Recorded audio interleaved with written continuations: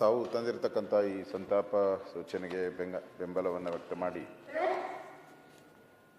ವಿಧಾನಸಭಾ ಅಧಿವೇಶನ ನಡೆಯುವಂಥ ಸಂದರ್ಭದಲ್ಲಿ ಅದು ಈ ಅಧಿವೇಶನಕ್ಕೆ ಸಂಬಂಧಪಟ್ಟಂತೆ ಮೊನ್ನೆ ತಾನೇ ನಾವು ಮೇಟಿ ಅವ್ರದ್ದು ಸಂತಾಪ ಸೂಚನೆಯನ್ನು ಮಾಡಿದ್ದಾರೆ. ಅವರು ಸಿಟ್ಟಿಂಗ್ ಮೆಂಬರು.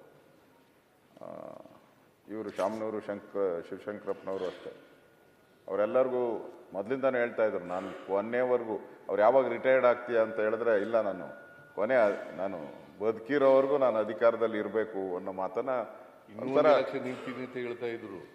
ಇನ್ನೊಂದು ಎಲೆಕ್ಷನ್ ನಿಲ್ತೀನಿ. ಹೌದು, ಇನ್ನೊಂದು ಈಗಲೇ ಅವ್ರಿಗೆ 95 ವರ್ಷ, ಇನ್ನೊಂದು ಎಲೆಕ್ಷನ್ ನಿಲ್ತೀನಿ ಅಂತಲೂ ಕೂಡ ಹೇಳ್ತಾ ಇದ್ರು. ಅಂದ್ರೆ ಆ ಥರದ ಗಟ್ಟಿ ಮನುಷ್ಯ, ಭಾಳ ಗಟ್ಟಿ. ಅದನ್ನು ಅವರ ಇಡೀ ಜೀವನ ನಾವು ಒಂದು ಸರಿ ಮೆಲುಕು ಹಾಕ್ಕೊಂಡ್ರೆ, ಅವರು ಪ್ರಾರಂಭದಿಂದನೂ ಕೂಡ 1931 ಅವರ ಹುಟ್ಟಿದಂಥದ್ದು. ಅದಾದಮೇಲೆ ಅವರು ಶಿಕ್ಷಣ ಸಂಸ್ಥೆಗಳನ್ನು ಪ್ರಾರಂಭ ಮಾಡೋಕ್ಕೆ ಮೊದಲು 1972ರಲ್ಲಿ ಬಾಪೂಜಿ ವಿದ್ಯಾಸಂಸ್ಥೆಯ ಗೌರವ ಕಾರ್ಯದರ್ಶಿಯಾಗಿ ಪ್ರಾರಂಭ ಮಾಡಿದ್ರು. ಮುಖ್ಯಮಂತ್ರಿಗಳು ಹೇಳಿದ ರೀತಿ ಇವತ್ತು ದಾವಣಗೆರೆ ಅಂತ ಹೇಳಿದ್ರೆ ದೊಡ್ಡ ಒಂದು, ಎಲ್ಲಿ ನೀವು ಆ ಹೈವೇನಲ್ಲಿ ಹೋಗ್ತಾ ಇದ್ರೆ ಎಡಗಡೆ ಬಲಗಡೆ ಎರಡೂ ಕೂಡ ವಿದ್ಯಾಸಂಸ್ಥೆಗಳೇ. ಆಸ್ಪತ್ರೆ ಇರ್ಬೋದು, ನಾನು ದಾರಿಯಲ್ಲಿ ಕ್ಯಾನ್ಸರ್ ಆಸ್ಪತ್ರೆನೂ ನಿರ್ಮಾಣ ಮಾಡಿದ್ದಾರೆ. ವಿಶ್ವರಾಧ್ಯ ಕ್ಯಾನ್ಸರ್ ಆಸ್ಪತ್ರೆಯನ್ನು ಪ್ರಾರಂಭ ಮಾಡಿದ್ದಾರೆ. ಅಂದರೆ ಇಡೀ ದಾವಣಗೆರೆಗೆ ಒಂದು ಕಳೆ ಕಟ್ಟೋ ರೀತಿ ವಿದ್ಯೆಗೆ ಒಂದು ಪ್ರಾಮುಖ್ಯತೆಯನ್ನು ಕೊಟ್ಟು ಈ ಸಂಸ್ಥೆಯನ್ನು ಬೆಳೆಸಿದ್ದಾರೆ. ನಗರಸಭಾ ಸದಸ್ಯರಾಗಿ, ಅಧ್ಯಕ್ಷರಾಗಿ, ಶಾಸಕರಾಗಿ, ಮಂತ್ರಿಯಾಗಿ, ಅದು ಸಿದ್ದರಾಮಯ್ಯನವ್ರ ನೇತೃತ್ವ ಸರ್ಕಾರದಲ್ಲಿ ತೋಟಗಾರಿಕೆ APMC ಸಚಿವರಾಗಿಯೂ ಕೂಡ ಕೆಲಸ ಮಾಡಿದ್ದಾರೆ. ಸೊ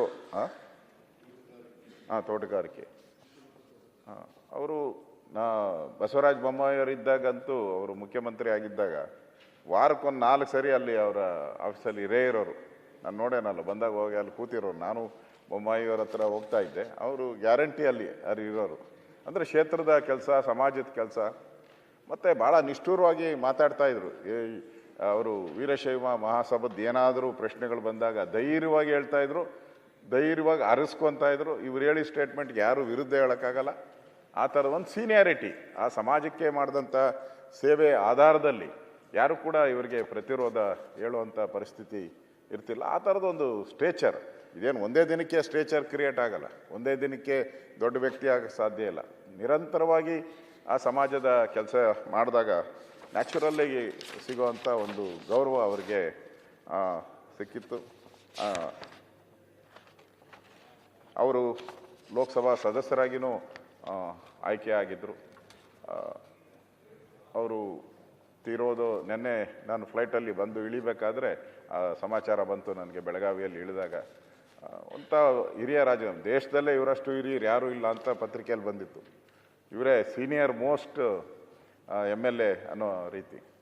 ಅವರು ಇವತ್ತು ನಮ್ಮನ್ನು ಅಗಲಿದ್ದಾರೆ. ಅವರ ಕುಟುಂಬಕ್ಕೆ, ಅವರ ಅಭಿಮಾನಿಗಳಿಗೆ ಈ ದುಃಖವನ್ನು ಭರಿಸುವಂಥ ಶಕ್ತಿ ಭಗವಂತ ನೀಡಲಿ ಅಂತೇಳಿ ತಾವು ತಂದಿರುವಂಥ ಸಂತಾಪ ಸೂಚನೆಗೆ ನಾನು ಬೆಂಬಲವನ್ನು ವ್ಯಕ್ತ ಮಾಡಿ ನಾನು ಮಾತು ಮುಗಿಸ್ತಾ ಇದ್ದೀನಿ. ನಿರ್ಭೀತ, ನಿಷ್ಪಕ್ಷಪಾತ, ವಿಶ್ವಾಸಾರ್ಹ ಸುದ್ದಿಗಳಿಗೆ ಮತ್ತೊಂದು ಹೆಸರಾಗಿರುವಂತ ನ್ಯೂಸ್ 18 ಕನ್ನಡ ಈಗ ಆಪ್ನಲ್ಲೂ ಲಭ್ಯವಿದೆ. ದಯವಿಟ್ಟು ಇಲ್ಲಿರುವ QR ಕೋಡ್ ಅನ್ನ ಸ್ಕ್ಯಾನ್ ಮಾಡಿಕೊಂಡು ಆಪ್ ಅನ್ನ ಡೌನ್ಲೋಡ್ ಮಾಡೋದಕ್ಕೆ ಮರಿಬೇಡಿ. ನಿಮ್ಮ ಬೆಂಬಲ ಹೀಗೆ ಸದಾ ನಮ್ಮೊಂದಿಗಿರಲಿ. ಧನ್ಯವಾದ.